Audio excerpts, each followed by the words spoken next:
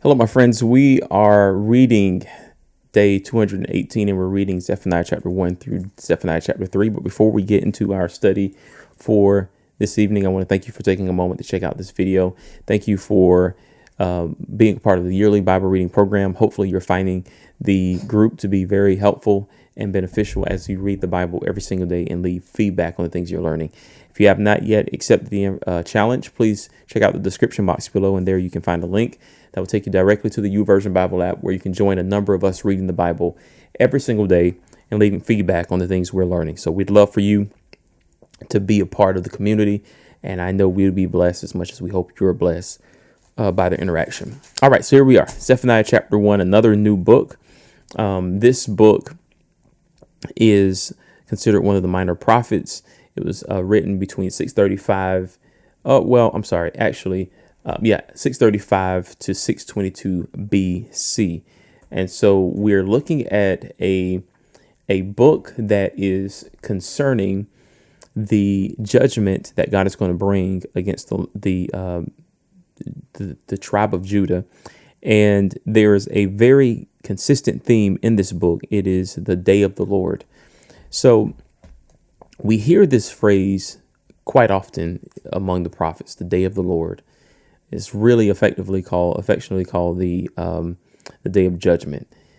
And the undertones, the meaning of this phrase and the undertones that carry over into the New Testament should really be clear to us, because the sort of judgment that they are talking about is obviously the sort of judgment that Jesus and the apostles will be talking about whenever they predict the same sort of experience for their generation.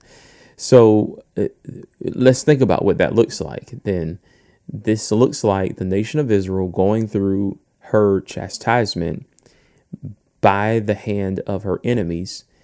And it is God's way of judging Israel for her rebellion. And then over time, once that chastisement has been served, judging the nations who exploit the opportunity to be used by God to take on or carry out their own vindication or their own plans upon God's people. So simultaneously, then, you have a sort of judgment that first addresses the sin of God's people, and then secondly addresses the inappropriate acts of Israel's enemies in the process of judging God's people. So it's very interesting. And this is why when we read the prophets, you see both situations unfolding. You see the nation of Israel in one breath being criticized for their rebellion and for their apostasy, and then the prediction of their judgment for those things. And then you ultimately see the chastisement of the enemies, who are just as worthy of punishment and consequence as the nation of Israel.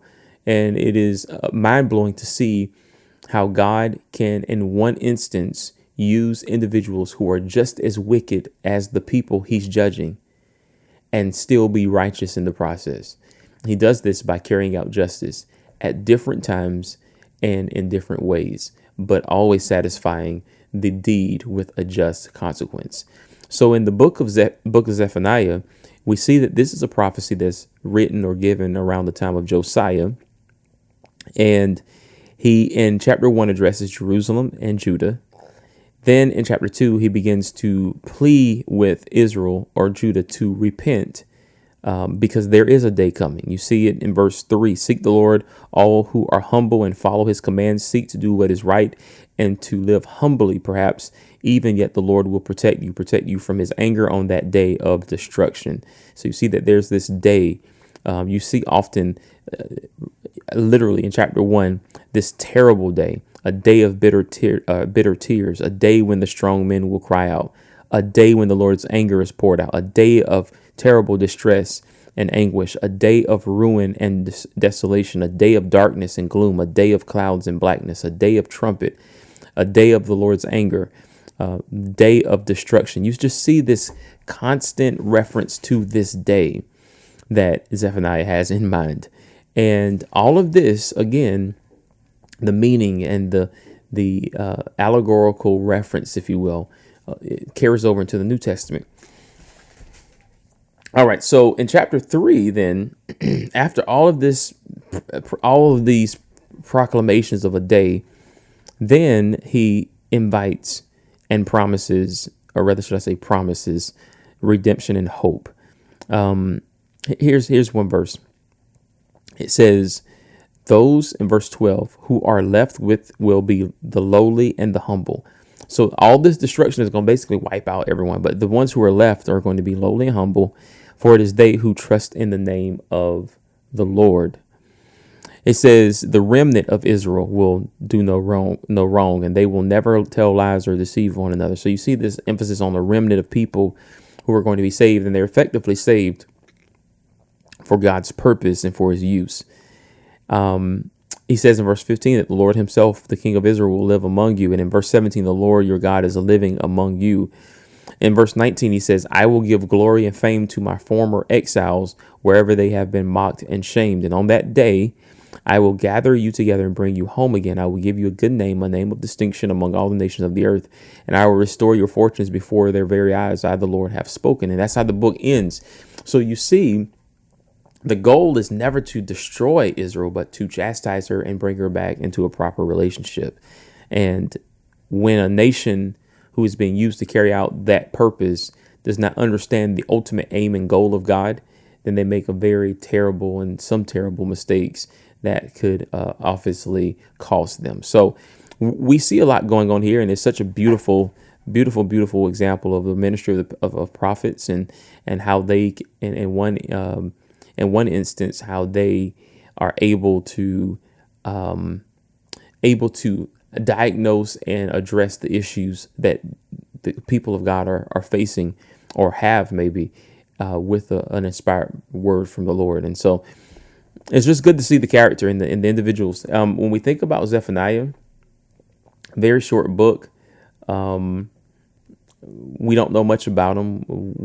We know his lineage, as we mentioned earlier, but he seems to just come in and do his job, and he keeps going. So that's well enough for us. But let me know your thoughts. I would love to hear your thoughts. So please put them in the comment box below. Let us know what you're thinking, what's standing out to you. What do you think, and how do you think these things apply to us today? And how can we, in some way, form, or fashion, duplicate, not replicate, but maybe in our own way, how can we allow these passages to help us understand what our responsibility is in the world so that we can do our part in the world that God has called us to be a part of? I'd love to hear your thoughts. Please leave them in the comment box below. Until next time, let's keep studying. Let's keep reading. I look forward to seeing you in tomorrow's recap. Take care. God bless. And remember, live by the word.